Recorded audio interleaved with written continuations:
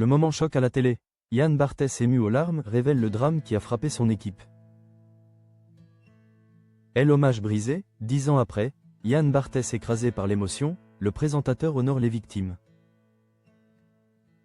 Oublié de quotidien tombé au Bataclan, révélant la blessure secrète de la rédaction. 10 ans après les attentats déchirants du 13 novembre 2015, l'émotion, brute et inattendue, a submergé le plateau de l'émission Quotidien. Ce mardi 11 novembre 2025, le public assistait à un moment de télévision d'une puissance rare. Yann Barthès recevait Brandon et son père, dont l'échange filmé au lendemain du drame, l'enfant demandant innocemment « Pourquoi ces gens sont morts ?» et son père lui répondant avec une douceur infinie que « Ces méchants ne gagneraient pas » avait symbolisé l'espoir et la résilience face à la barbarie. Mais c'est précisément au moment de conclure cette séquence, riche en souvenirs et en humanité, que le journaliste, d'ordinaire maître de lui, et connu pour sa pugnacité, a livré un moment d'une vulnérabilité bouleversante. La voix tremblante, il a révélé la blessure secrète de son équipe, rappelant que la tragédie a frappé de plein fouet sa propre rédaction. Le présentateur a rendu hommage à 2 femmes du Petit Journal, l'ancêtre de Quotidien,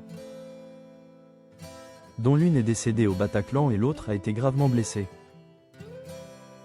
Le studio fut alors plongé dans un silence poignant, marquant la permanence et la profondeur de la douleur 10 ans après cette nuit de cauchemar. Le retour de Brandon et de son père sur le plateau avait déjà ravivé de puissants souvenirs collectifs.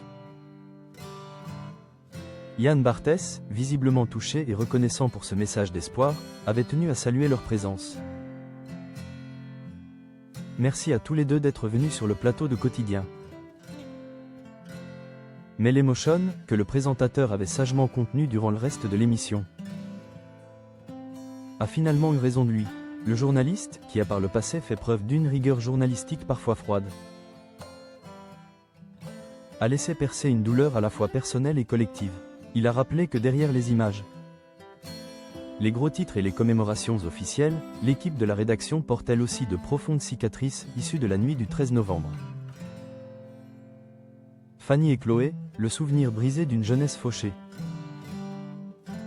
Avec une dignité et une tristesse palpables, Yann Barthès a tenu à ce que les téléspectateurs n'oublient pas que les visages de l'équipe ont été directement et brutalement touchés par les attentats du Bataclan. La voix se brisant sous le poids du souvenir et de l'injustice, il a évoqué nommément ces 2 femmes, offrant ainsi un hommage poignant, presque chuchoté. On a une pensée particulière ce soir pour Fanny Minot, monteuse au Petit Journal, qui est morte au Bataclan. Et Chloé, également monteuse au Petit Journal, qui a été blessée ce soir-là, a-t-il déclaré, le regard baissé, visiblement bouleversé par la force de ce qu'il venait de révéler. Le silence qui a suivi cette déclaration a été total, écrasant le studio d'un lourd manteau de respect et de mémoire. Les applaudissements du public, d'abord timides, étaient empreints d'une profonde déférence. Les chroniqueurs, affichant eux aussi des visages marqués par l'émotion, partageaient la douleur silencieuse de leur chef. Fanny Minot, dont le talent et le travail de monteuse sur le Petit Journal étaient salués pour sa rigueur et sa sensibilité créative, faisait partie de ces jeunes professionnels passionnés dont la vie a été tragiquement fauchée alors qu'elle assistait à un concert. En évoquant son nom et celui de sa collègue blessée, Chloé, Yann Barthès a rappelé avec force que derrière chaque image